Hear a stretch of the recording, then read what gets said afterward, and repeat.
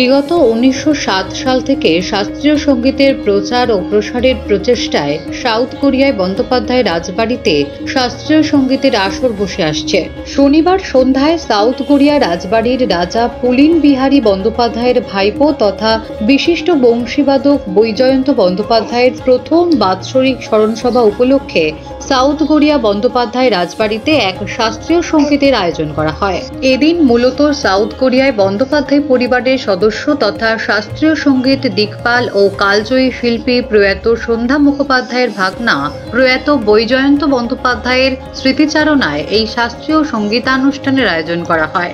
এদিনের এই মহতী অনুষ্ঠানে উপস্থিত ছিলেন বিশিষ্ট বংশীবাদক পণ্ডিত সুদীপ চট্টোপাধ্যায়, বিশিষ্ট বংশীবাদক সমীরণ হালদার, তবলিয়া পণ্ডিত শঙ্কর ঘোষের ছাত্র, তবলিয়া সুব্রত মান্না, খেয়াল গায়ক সাঙ্গিক ভট্টাচার্য, তবলিয়ার স্বনামধন্য অশোক মুখার্জি, হারমোনিয়াম বাদক সায়ন চ্যাটার্জি, পাচিয়ালা ঘরানার ভজন ও ঠুংরি গায়ক হিরণময় মুখার্জি, তবলিয়া সৌমেন নন্দী। এছাড়াও উপস্থিত ছিলেন বিখ্যাত শরৎবাদক শাশ্বত চৌধুরী। এদিন পণ্ডিত বৈজয়ন্ত বন্দ্যোপাধ্যায়ের স্মৃতিচারণায় বিশিষ্ট বংশীবাদক পণ্ডিত সুদীপ চট্টোপাধ্যায় বলেন, আমাদের ঘরের ওয়েস্ট বেঙ্গলে আমাদের যারা গুরু, যিনি গুরু মানে বড় গুরু, তিনি হচ্ছেন পণ্ডিত গৌর গোস্বামী। তো বৈজয়ন্তবাবু ওনারই সবচেয়ে সিনিয়র স্টুডেন্ট ছিলেন, দীর্ঘদিন শিখেছেন। এই বাড়িতে তো শুনেছি একসময় গৌর গোস্বামী আসতেন, আরও অনেক বেশি। তো সেই হিসেবে দাদুর সঙ্গে মানে আমি যেহেতু ওই ঘরানারই উত্তরসূরি, আমার গুরুজি পণ্ডিত দেবপ্রসাদ বন্দ্যোপাধ্যায়, উনি গৌর গোস্বামী শিষ্য ছিলেন। তো শিখেছেন এবং শেখার ব্যাপারটা যেটা, এটাকে চর্চা করেছেন। এবং এটা অবিশ্বাস্য যে আমার সঙ্গে ওনার যখন পরিচয় হয় তখন ওনার 92 বছর বয়স। সেই সময় আমি এসে দেখেছি এই ঘরে এখানেই বসে উনি বাঁশি বাজাতেন।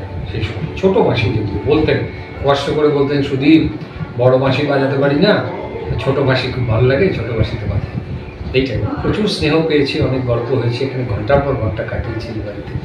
জমিদার বাড়ির সাথে সঙ্গীতের কি সম্পর্ক সেটা যদি? এদের তো পারিবারিক ঐতিহ্যটা বিশাল, কারণ এদের একজন সিনিয়র ছিলেন, দাদু ছিলেন পরমজিতের, তিনি হচ্ছেন দুর্গাদাস ব্যানার্জি, তিনি বিখ্যাত অভিনেতা ছিলেন। এদের বাড়িতে বরাবরই কলকাতার যত মিউজিশিয়ান সবাই এসছে। সন্ধ্যা মুখোপাধ্যায় এদের কীরকম আত্মীয় হয়, মাসি হয়, পিসি হয়। সন্ধ্যা মুখোপাধ্যায়, আরতি মুখোপাধ্যায় যারা ছিলেন তারা, তাছাড়াও হয়তো মুরাবাড়ি আলী খান সাহেবেরও গল্প শুনেছি আমি। এরাই একটা সময় তো জমিদার বংশের যারা, এরাই কিন্তু সঙ্গীতের পৃষ্ঠপোষক ছিলেন। এদের উৎসাহী সেই সময় সঙ্গীতটা বেঁচে থাকে। তখন তো অল ইন্ডিয়া রেডিও ছিল না, দূরদর্শন ছিল না, এদের একটা বিশাল যোগদান আছে।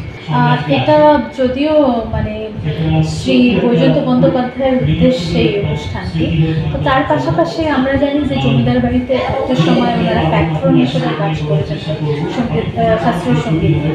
সেই ব্যাপারটা নিয়ে যদি একটু আমাদের এদের একটা, আপনারা দেখেছেন এখানকার বলে এই বাড়ি থেকে বেরিয়ে গিয়ে ওখানে যে রাস্তাটা ডান দিকে চলে গেছে, ওইখানে ওদের একটা বড় মহল আছে। আমি ভেতরে ঢুকিনি এখনো, কখনো সৌভাগ্য হয়নি। ওই মহলটাতে সামনে খিলান দেয়, ওইখানে খুব নিয়মিতভাবে গান বাজনা হতো একটা সময়। সাউথ কোরিয়ার এই যে জমিদার ফ্যামিলিটা, এরা বহু পুরনো সমৃদ্ধশালী। এটা ছাড়াও আর একটা জায়গা ছিল যেখানে গান বাজনার খুব ভালো প্রচার প্রসার ছিল, সেটা হচ্ছে হরিনাম। হরিনামীতে কিন্তু বেশ কয়েকজন সঙ্গীতজ্ঞ, তার মধ্যে একজনের নাম করি, তিনি হচ্ছেন শ্রদ্ধেয় রামকৃষ্ণ ঘোষ, প্রখ্যাত খেয়ালিয়া। ওনার খুব ভালো তালিম ছিল, ওনার কাছে এখনকার বহু মিউজিশিয়ান তালিম পেয়েছে। দুর্নিবার বাংলার মুখোমুখি হয়ে বংশীবাদক সমীরণ হালদার বলেন, আমি আজকে রাগ বাগেশ্রী বাজিয়েছি। প্রথমে বাঁশিতে বাগেশ্রী বাজিয়েছি, বিলম্বিত এক তাল, মধ্যলয় 3 তাল, দ্রুত 3 তাল, আর তারপরে একটা মান্ড ধুন গীত শেষ করেছি। আপনি কার কাছে শিখেছেন? আমি গুরুজির কাছে, পণ্ডিত সুদীপ চট্টোপাধ্যায়। কত বছর বয়স থেকে শিখছেন? আমি গুরুজির কাছে, আমার ক্লাসিক্যাল মিউজিকের চর্চাটা বাড়িতে ছোটোর থেকে, আমার পরিবার পুরোটাই ক্লাসিক্যালের। আমার দিদুনের কাছে প্রথম শুরু, তারপরে মায়ের কাছে শিক্ষা দিয়ে, তারপরে গুরুজির কাছে আমার, এর আগে আমি গুরুজির একজন স্টুডেন্টের কাছে শিখতাম, সুব্রত গগৈ তার নাম। আর তারপরে 2021 সাল থেকে আমি গুরুজির কাছে নিয়মিত এসে, কলকাতায় এসে শেখা শুরু করেছি। গুরুজি যখন আপনাকে মানে এই স্মরণীয় অনুষ্ঠানে আসার কথা বললো যোগদান করতে, তখন আপনার অভিব্যক্তি কী ছিল? অভিব্যক্তি ছিল এটাই যে প্রথমত আমি ভাবছিলাম যে এখনো তৈরি হয়েছি কিনা স্টেজ পারফর্ম করার জন্য, কিন্তু তারপরে এটা মনে হলো যে গুরুজি যখন আমাকে বলেছেন তার মানে হয়তো গুরুজি কোথাও একটা বুঝেছেন যে হয়তো আমি পারবো। আর বাজাতে বসেও এটাই চলছিল যে আর কি হচ্ছে না হচ্ছে গুরুজি যেন সন্তুষ্ট হন, তো সেটা হলেই বিশেষ প্রাপ্তি। তো ফিউচারে কি এই বাঁশি বাজানো নিয়ে এগিয়ে যাওয়ার ইচ্ছে? নিশ্চয়ই নিশ্চয়ই, গুরুজির যে আমাদের যে ঘরানাটা বরিশাল ঘোষ ঘরানা বানুলাল ঘোষ যিনি শুরু করেছিলেন, এই ঘরানাটা তো আমার অবশ্যই ইচ্ছা আছে যে আসলে এই ঘরানাটা আমার মনে হয় খুবই আন্ডাররেটেড আমাদের ভারতে এই ঘরানাটা, কিন্তু আমাদের যে বাজানোর পদ্ধতিটা সেটা একটি খুব ইউনিক একটা পদ্ধতি। তো আমার ইচ্ছা আছে যে এটাকে আরও এগিয়ে নিয়ে যাওয়া, আরও দৃঢ়ভাবে একে প্রতিষ্ঠিত করার জন্য।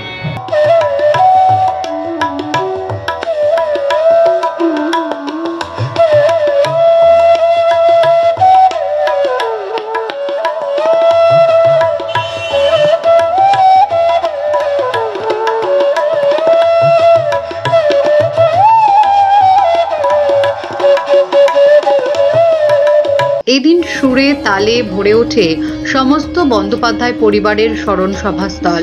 এই অনুষ্ঠানে উপস্থিত হয়ে খেয়াল গায়ক সাঙ্গিক ভট্টাচার্য বলেন, প্রধানত আজকে দাদুর যে স্মৃতি সেখানে আমরা সবাই একত্রিত হয়েছি এবং শাস্ত্রীয় সঙ্গীত তো এখন হচ্ছে সুস্থ রুচির একটা প্রয়াস, প্রত্যেকেই চেষ্টা করছে এটার মধ্যে দিয়ে আমাদের সংস্কৃতি এবং ঐতিহ্যকে এগিয়ে নিয়ে যেতে। এটাই মূল উদ্দেশ্য, ইয়ঙ্গার জেনারেশনের মধ্যে যাতে এটা ছড়িয়ে দেবে।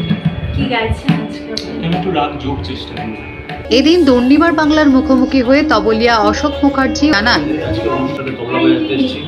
সাংনিক ও আমার ভাতৃসম আরও জুনিয়র সাংনিক পর্যায়ে ওর সঙ্গে বাজাতে এসেছি। যার স্মরণে আজকের এই অনুষ্ঠানটা শ্রী বৈজয়ন্ত বন্দ্যোপাধ্যায়, ওনার ব্যাপারে যদি একটু কিছু বলেন।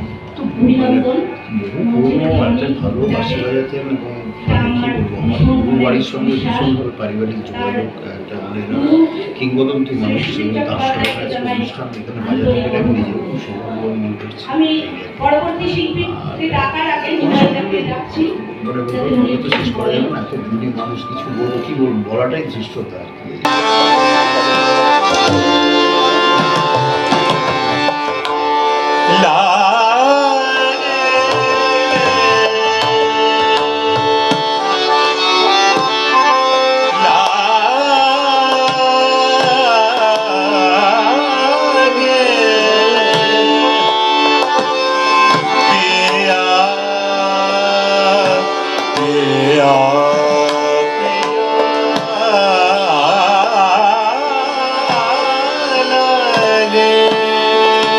এদিন তবলিয়া সৌমেন নন্দী জানান,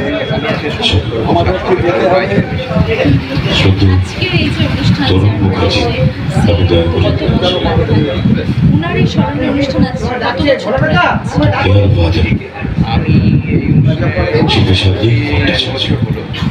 পণ্ডিত অজয় চক্রবর্তী কাছে থেকে তালিম নিয়েছেন শ্রদ্ধেয় কর্মচারীর কাছে আজকের এই মঞ্চে।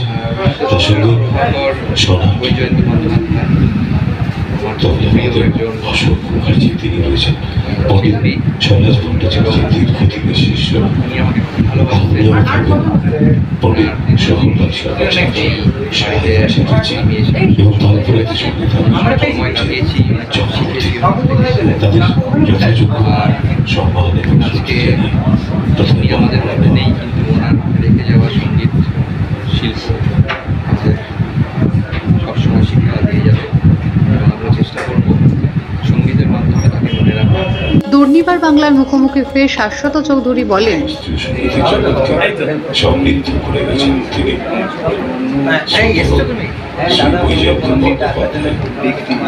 তিনি চাইতেন সাধনাটা নিভৃত সাধনা, তিনি চাইতেন সাধনাটা স্বপ্নের মধ্যে এই স্বপ্নটা জেগে জেগে দেখা তিনি চাইতেন। তিনি পরবর্তী প্রজন্মকে বারে বারে উৎসাহিত করেছেন, বারে বারে এগিয়ে দিয়েছেন। সমস্ত অনুষ্ঠানের বিস্তারিত জানিয়ে জমিদার বাড়ির অন্যতম সদস্য তথা যার স্মরণে এই অনুষ্ঠান পণ্ডিত বৈজয়ন্ত বন্দ্যোপাধ্যায়ের নাতি পরমজিৎ বন্দ্যোপাধ্যায় জানান, উনি শ্রী বৈজয়ন্ত বন্দ্যোপাধ্যায়, উনি সম্পর্কে আমার দাদু হন, আমার দাদু, এবং উনি আমার গুরু। মানে আমার বাঁশির হাতে খড়ি এবং নাড়াবাদা ওনার কাছেই আমার ছোটবেলায়। পরবর্তীকালে উনি যতদিন জীবিত ছিল ওনার কাছে আমার শেখা। দ্বিতীয়ত আমার ঠাকুর দাদার বাবা মানে ওনার কাকা সম্পর্কে কুলীন বিহারী বন্দ্যোপাধ্যায়, ওনার কাছে উনি শিখেছেন এবং উনি পণ্ডিত গৌর গোস্বামীর একজন সিনিয়র মোস্ট ছাত্র। এবং ওনার মানে আমরা ওনার কাছেই শুনেছি গৌর গোস্বামী উনি ওনার এই বাড়িতে এসেই ওনার হাতে দাঁড়া বেঁধে গেছেন। এবং আরেকটা উল্লেখযোগ্য যেটা গীতশ্রী সন্ধ্যা মুখোপাধ্যায় সম্পর্কে ওনার ছোট মাসি হয়, কিন্তু ওনার থেকে 2 বছরের ছোট। ওনারা একসঙ্গে বহু গুণী পণ্ডিত উস্তাদদের কাছে মানে শিখেছেন এবং মানে ঠাকুর দাদুর সঙ্গে মানে বৈজয়ন্ত বন্দ্যোপাধ্যায়ের সঙ্গে বহু সঙ্গীত ব্যক্তিত্বদের মানে সেই রকম ভাবে যোগাযোগ ছিল। যোগ সাহেব ওনাকে খুব স্নেহ করতেন। হিরুবাবুর সঙ্গে উনি বহু বাজিয়েছেন, হিরুবাবু এই বাড়িতে আসতেন। এছাড়াও কেরামত খান সাহেব উনি তো আসতেন এখানে, ওনার সঙ্গে ওনার অনুষ্ঠান হয়েছে। ওনার একটি জীবনী আছে, সেই জীবনীতে সেগুলো কিছু কিছু কথা ওনার বেরিয়েছে, আমরা চেষ্টা করেছি যতটা বার করার। এবং এই অঞ্চলের মানে উনি একজন শাস্ত্রীয় সঙ্গীত বা সঙ্গীত প্রসারের উনি একজন লেজেন্ডারি ব্যক্তি। দাদুর সাথে কাটানোর সময়গুলো যদি একটু শেয়ার। হ্যাঁ, দাদুর সাথে ওনার কাছে তো রোজই আসা হতো সন্ধ্যেবেলায়, এবং যখন আমি ফাঁকা থাকতাম বা এসে ওনার কাছ থেকে তালিম নেওয়া শেখা, উনি আমাকে অন্তত সেইভাবে শিখিয়ে গেছেন। আমাদের ঘরের যেগুলো জিনিস রামপুর সেনিয়া ঘরের সেগুলো উনি দেখানোর চেষ্টা করেছেন, আমিও যতটা পেরেছি ওনার কাছ থেকে শেখার চেষ্টা করেছি। আজকের এই স্মরণীয় অনুষ্ঠান যেরকম জমিদার বাড়িতে হচ্ছে, যেহেতু দাদু গত বছর প্রয়াত হয়েছেন, তো সেরকমই জমিদার বাড়িতে আর কি কি অনুষ্ঠান হয়?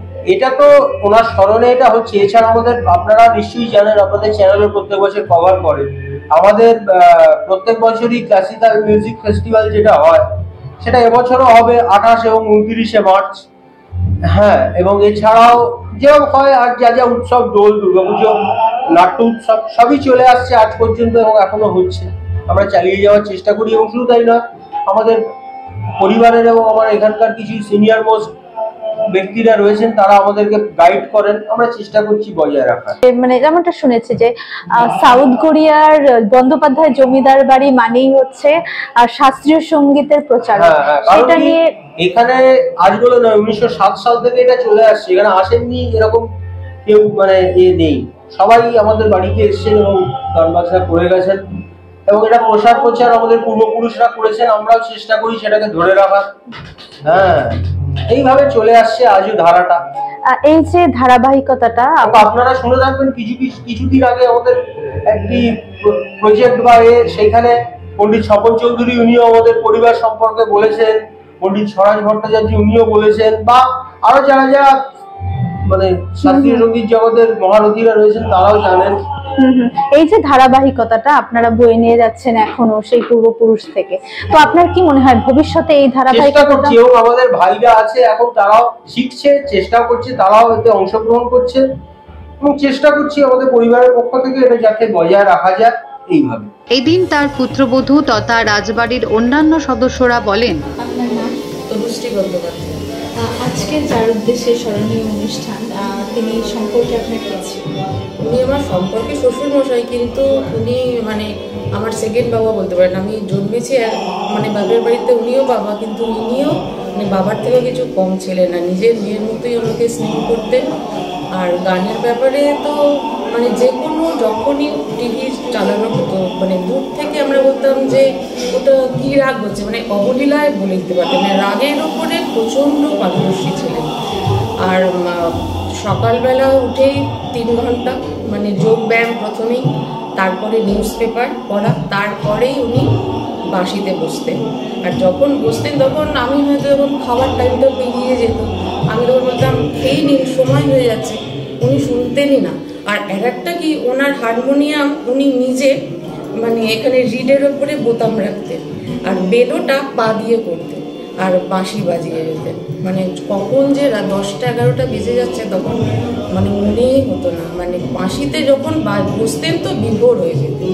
আপনি যখন প্রথম এই বাড়িতে বিয়ে হয়ে এলেন তখন বাড়িতে তো সবসময় এসব নিয়ে চর্চা হচ্ছে, যেহেতু সঙ্গীত নিয়েই মানে নাম করা একদম যে জমিদার বাড়ি মানে সঙ্গীত, তো সেই জায়গা থেকে যেহেতু আপনি এখানকার মেয়ে, কখনো কি বোর হয়েছেন মানে মিউজিক শুনে শুনে শুনে শুনে? না, আমি আমার বাবাও সেরকমভাবে গান বাজনা হয়তো নাম মানে প্র্যাকটিসটাই করেছিল। আমার নিজের বাবার কথা বলছি, কিছু কিছু বাবার কাছে মানে গোলাম আলী খাঁর কোনো কথা, মানে আমির খান এরকম শুনেছিলাম। এখানে এসে বাবার কাছে মানে আমার শ্বশুরমশাই ভীষণভাবে প্র্যাকটিস করতেন, তো না আমার বোর কিছু হয়নি। মানে আমি যখন সকালবেলা যে গুড মর্নিং আকাশ হয় সকাল সকাল, মানে প্রত্যেক দিন উঠেই মানে 8টা থেকে আমাকে চালিয়ে দিতে হবে টিভিটা, তো উনি শুনতেন। তো আমারও শুনে শুনে শুনে শুনে গানের প্রতিও আমার একটু ভালোবাসা ছিল, তো আরও বেশি গভীরভাবে ভালোবেসে ফেলেছি এই শাস্ত্রীয় সঙ্গীতটা। হয়তো অতটা শুনতাম না, আমি একটু রবীন্দ্রসঙ্গীত বেশি শুনতাম, ভালোবাসতাম, কিন্তু এখন আমার রাগ যে এত সুন্দর আর এত মিষ্টি হতে পারে, তো মানে বাবার কাছে শুনেই আমার সব কিছু শেখা। আমরা জানি আজকের অনুষ্ঠান যার স্মরণে তিনি আপনার বাবা ছিলেন, তো ওনার সম্পর্কে যদি একটু বলেন আপনি। বাবার সম্পর্কে আমার তো ছোটো থেকেই বাবার সঙ্গীত নিয়ে আমি দেখেছি, বাঁশি বাজানো সারা রাত অনেক সময় চলতো, মানে সঙ্গীতটা আমার প্যাশন। অন্যান্য কিছু করতেন, হয়তো একটা মাল্টিন্যাশনাল কোম্পানিতে চাকরি করতেন সে সময়, কিন্তু তার থেকে বেশি যেটা উৎসাহ ছিল মিউজিক নিয়ে। এবং একটা সময় আমি তখন দেখেছি ছোটো থেকেই যে আমাদের বাড়িতে, এবং শুধু আমাদের বাড়িতে নয়, তখন এখানে একটা সঙ্গীতের পরিবেশ ছিল। প্রায় প্রত্যেকটা বাড়িতে প্রত্যেক সপ্তাহে ফাংশন হতো, শনিবার রবিবার করে, এবং সারা রাত ধরে চলতো, প্রায় 2-3টে অবধি চলতো। এবং আমরা ছোটো থেকে আর কি মিউজিক হয়তো এখনও বুঝি না, শাস্ত্রীয় সঙ্গীত বাবা পণ্ডিত ছিলেন, কিন্তু সত্যি কথা বলতে কি আমার সেরকম কোনো এক্সপোজার নেই, কিন্তু এগুলো ভালো লাগে। যেটা উজ্জ্বল বললো যে আমাদের এখানে সকলের ওনার বাঁশি অনেক সময় এরকম হতো যে এখন যেরকম দেখছে যে এখানে এত মানে পাওয়ার এসে গেছে, সব কিছু একটা সময় এগুলো ছিল না, কিন্তু সেখানে পূর্ণিমার চাঁদ বাবা বাঁশি বাজাচ্ছে এবং ঘন্টার পর ঘন্টা আমরা আড্ডা মারছি বন্ধুরা, আমি উজ্জ্বল এবং সকলে, রঞ্জন বরঞ্জিতের যে বাবা, তো সকলে ঘন্টার পর ঘন্টা শুনছি, মোহিত হয়েছি। মানে আমাদের ভীষণ একটা সুন্দর, খুব ভালো লাগার ব্যাপার হতো। তো বাবাকে নিয়ে এটাই যে, এবং বাবার যে একটা ছিল যে বাবা কিন্তু খুব ভীষণ কী বলবো যে খুব গোঁড়া একজন ছিলেন না। বাবার বয়স হওয়া সত্ত্বেও বাবা কিন্তু সবসময় পরবর্তী প্রজন্মকে ভীষণ উৎসাহ দিতেন। শুধু আমরাই নয়, আমাদের থেকেও যারা ছোট অনেকেই যারা সঙ্গীত আজকের দিনে যারা উৎসাহিত, এবং পরমজিতের মতো এত ছোট ছেলে, সেও কিন্তু বাবার সঙ্গে বাবাকে দেখে খুব ইন্সপায়ার্ড। তো বাবার এটা ছিল যে নিজে শুধু বাজাতেন এটাই নয়, নিজে উৎসাহী ছিলেন তা নয়, সকলকে পরবর্তী প্রজন্মকে অত্যন্ত উৎসাহিত করতেন। আমার নাম দিশা ব্যানার্জি। দাদুর সাথে কাটানো কিছু মুহূর্ত যদি দাদুর সাথে তো অনেক কাটানো মুহূর্ত, কিন্তু সব থেকে কাটানো মুহূর্ত যেটা মনে পড়ে সেটা গান বাজনা। ছোটোবেলায় দাদু যখন বাঁশি বাজাতেন, মাঝে মাঝে আমাকেও একটুখানি সাথে নিয়ে বসতেন, ওই হারমোনিয়ামটা একটু বাজা, সুন্দরীদার এসো মা লক্ষ্মী গানটা একটু আমাকে মাঝে মাঝে ছোটোবেলায় একটু তুলিয়ে দিলেন হয়তো। আমিও অবলীলায় ছোটোবেলায় যেমন যেমন হারমোনিয়াম বাজাই, টুকটাক বাজাতাম আর কি। অবশ্য আমি মানে কমার্সের দিকেই গেছি, সেইভাবে গানটাও চর্চা করা হয়নি। যেহেতু আজকে তোমার দাদুর বাৎসরিক অনুষ্ঠান, তো আজকের দিনে সব থেকে বেশি দাদুর কোন কথাটা মনে পড়ছে তোমার? দাদুর সব থেকে বড় কথা মনে পড়ছে ডিসিপ্লিন মানুষ ছিলেন। সঙ্গীত মানে টাইম সব কিছু উনি মেনটেন করে চলতেন। মানে যখন বাঁশি বাজাতেন আর কি, সেই সময়টা আর কি খুব মিস করছি। আমি করে পড়াশোনা করছি বা কোনো কাজে ব্যস্ত, তখন সুন্দর বাঁশি, হয়তো পড়া নিয়ে এক্সাম নিয়ে খুব স্ট্রেসড আউট, আমি ওর বাঁশি শুনছি বা কিছু দাদুর গাইডেন্স শুনছি, তখন হ্যাঁ খুব ভালো লাগতো। সেই সবগুলোই মিস করছি, সব ছোটো ছোটো স্মৃতিগুলোই মিস করছি। আপনার নাম? আমার নাম উজ্জ্বল চট্টোপাধ্যায়। আজকের এই স্মরণীয় অনুষ্ঠান যার উদ্দেশ্যে তিনি হচ্ছে মিস্টার বৈজয়ন্ত বন্দ্যোপাধ্যায়, এই সম্পর্কে যদি একটু আমাদের সাথে শেয়ার করেন। অ্যাকচুয়ালি বৈজয়ন্ত বন্দ্যোপাধ্যায় মানে আমাদের কানু কাকু, মানে আমার ছোটোবেলা থেকেই এই বাড়িতে যাতায়াত। আমি স্বর্গীয় বৈজয়ন্ত বন্দ্যোপাধ্যায়ের সুপুত্র জয় বন্দ্যোপাধ্যায়ের বাল্যবন্ধু, একসঙ্গে আমরা পড়াশোনা করেছি, বড় হয়েছি। এ বাড়িতে আমার অবাধ যাতায়াত ছিল। উনি একজন পণ্ডিত মানুষ ছিলেন। ওনার জীবদ্দশায় ওনার যে শাস্ত্রীয় সঙ্গীত, যে শাস্ত্রীয় উনি বাঁশি বাজাতেন, এবং আমরা ছোটোবেলায় মোহিত হয়ে ওনার বাঁশি শুনতাম। এবং তখন তো শাস্ত্রীয় সঙ্গীত অতটা বুঝতাম না, তো কিন্তু ওনার যে মানে সঙ্গীতের প্রতি ওনার যে অনুরাগ, এবং ছোটোবেলায় আমাদের শাস্ত্রীয় সঙ্গীতের যে ভাবনাটা, বলতে গেলে কানু কাকুই আমাদের মানে বৈজয়ন্ত বন্দ্যোপাধ্যায়, স্বর্গীয় বৈজয়ন্ত বন্দ্যোপাধ্যায় আমাদের টেনেছিলেন যে শাস্ত্রীয় সঙ্গীতের চর্চা আমাদের ধরে রাখতে হবে। আজকে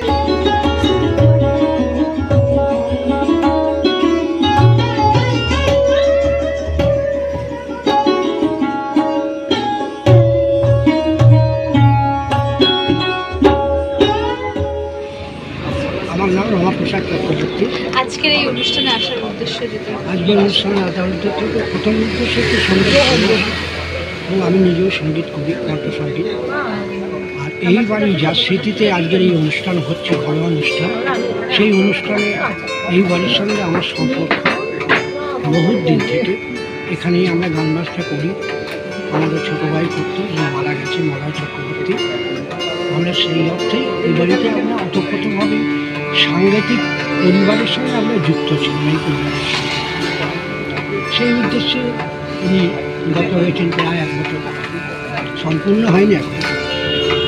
তার স্মৃতির উদ্দেশ্যে আজকে এই ঘরোয়া অনুষ্ঠানটা হচ্ছে, সেই কারণেই আমি এসেছি। আজকের এই অনুষ্ঠানে আপনার অভিব্যক্তিটা যদি বলেন। হারমোনিয়াম আমাদের সাথে বৈজয়ন্তী জেঠু শিল্পী সায়ন চ্যাটার্জি। খুবই সুন্দর ব্যাপার। সঙ্গীতের অনুষ্ঠান তো খুবই কম হয় এবং আমিও শাস্ত্রীয় সঙ্গীত চর্চা করি, আমি তাল বাজাই।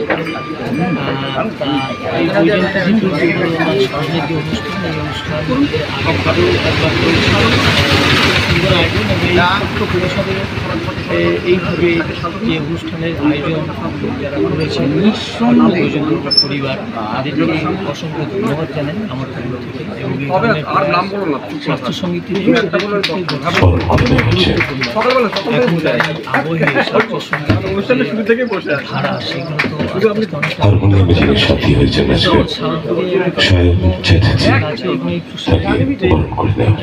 এই যে প্রয়াসটা, আপনার নাম জানবো প্রথমে। শিল্পী ডক্টর অরুণ ব্যানার্জি। আচ্ছা, আজকের এই অনুষ্ঠান সম্পর্কে যদি আপনি কিছু বলেন। আমাদের ছেলেবেলা সাথী ছিল, আমার দাদার ভালো বন্ধু। আমরা বহুকাল কাটিয়েছি একবার দেখে নিতে দিদি না হলে এটা আমরা অনেক দিন শুনি। নিপাট যারা বাঙালি ভদ্রলোক ছিল, নম্র, স্বল্পভাষী, সদা হাস্যময় মুখ ছিল। একটা কথা বলতে হয়, আমরা প্রকৃতপক্ষে বাঙালি ভদ্রলোক। ক্যামেরায় মঙ্গলের সঙ্গে অনুষ্কার রিপোর্ট, দুর্নিবার বাংলা নিউজ।